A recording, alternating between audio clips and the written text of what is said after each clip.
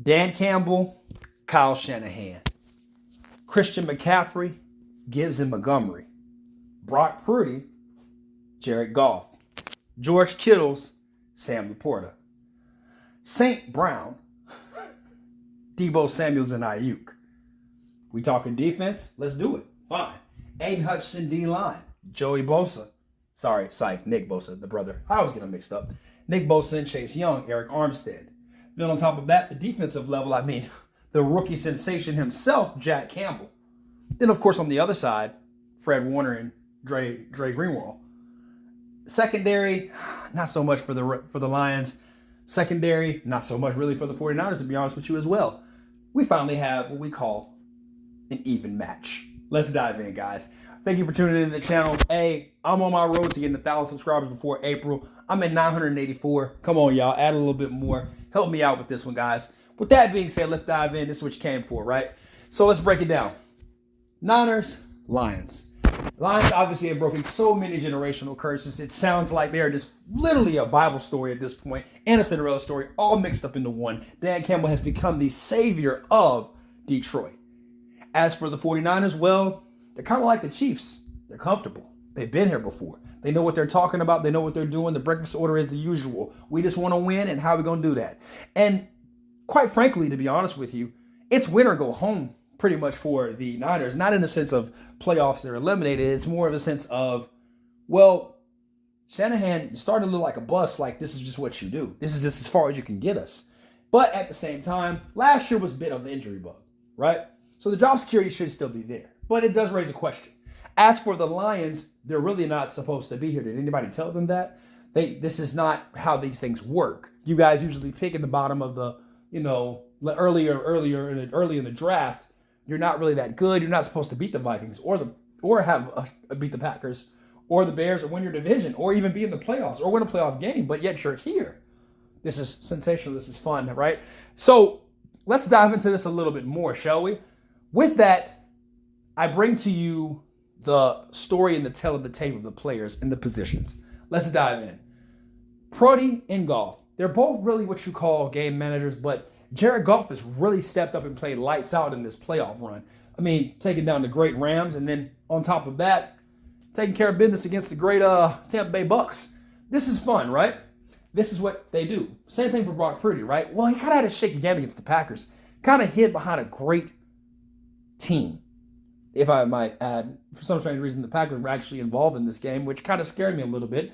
But obviously, we'll dive into the reason why Brock Purdy was able to skate out of there alive by 3 points is the fact that Christian McCaffrey, the best running back probably in the NFL. Let's be honest, guys. He is the man, and he finds ways to become and still stay the man and stay relevant. As for the Lions, David Montgomery and, of course, Jahmyr Gibbs, well, they're a 1-2 punch, thunder and lightning. That's fine, but when you got McCaffrey on the other side for the 49ers, it's thunder and lightning in a bottle, literally in a bottle. Any given moment, straight through, rips apart the defenses of the Green Bay Packers. It shows that, hey, dynamically, these are the playmakers they have. Receiving core, I like Brandon Ayuk. Debo Samuels is a little banged up, but it's not like he's going to be out of the game completely. Obviously, the Niners have weapons when it comes to the outside. Same thing for, of course, the great Lions. And yes, they're only great this season with, of course, Texas A&M cat, Reynolds, baby. Hey, Jordan Reynolds. Hey, I like that. Yeah, hey, he's thumbs up. Then, of course, with Ahmad St. Brown, they are both dynamic receivers. They're really good. They find ways of getting open and they cut through that defense secondary really nice and get into between that second level in the zone. Man coverage, more their strong suit, but that zone is where they really have found gold in this playoff run, especially against the Rams. They really did a good job against that. However, tight ends is where it gets fun. I like Sam Laporta.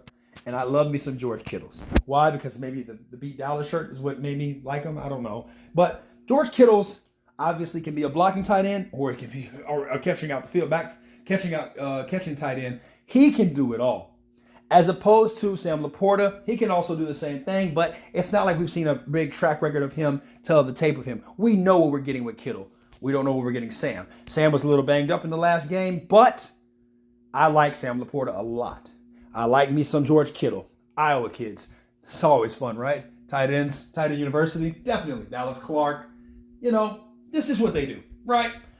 But here's the thing that's going to make this more exceptionally fun and easier to break down. It's going to be the defense, the heart and soul. And this is where the Lions do not match up with, of course, the great Niners. For years, the Niners have found this formula where they have a lot of edge rushers and a great defensive tackles and nose tackles as well. They have found ways to stop the run. As for the Lions, well, they couldn't stop it if they tried. That's just something that they do.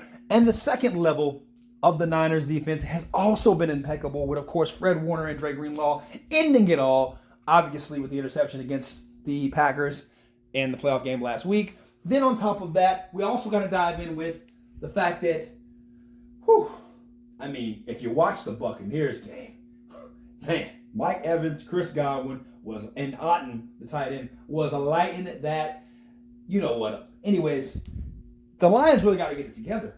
The secondary, and of course, obviously, the linebacking core. This is where we start to talk about the tail of the tape between the two teams and where I'm going to go with my direction and how I'm going to go with my pick. For some strange reason, I really like what Jared Goff is doing in the playoffs. I love it offensively. So the name of the game for the Lions is to play keep away from the Niners. I think the Niners can score at will. They will be in Santa Clara, so it will be outside. There's no more dome protection. There's no more home field advantage. And guess what? It's going to be probably a little bit of a windshield because you're off the bay. And it's going to be probably one of those games where you're going to have to run the ball effectively and well. So this is something that the Lions obviously love doing. They love running the ball well, but they're just going to have to really take advantage and take a lot of time off the clock. As for the 49ers, play your game. Stay simple. Don't have to really change much because that's what they like to do. They like to attack the middle of the field, and they love to attack linebackers. So this is where they're really at home against the Lions. And if all else ends well, who I'm leaning more towards, I'm probably going to have to say I'm going to have to take San Fran against the Lions. I think the Cinderella story stops here. That's just me matching up. I believe that the Chiefs and the Niners are going to go back into the Super Bowl. That's just what I think. I would love to see little Lamar Jackson get in, but that's for another video. Probably somewhere in the description, I think. Right? But with that being said, y'all tell me what y'all think. Like, comment, of course, always subscribe. You guys dive in and let me know. And if you don't like what you saw, come back and see if I've changed anything. Peace.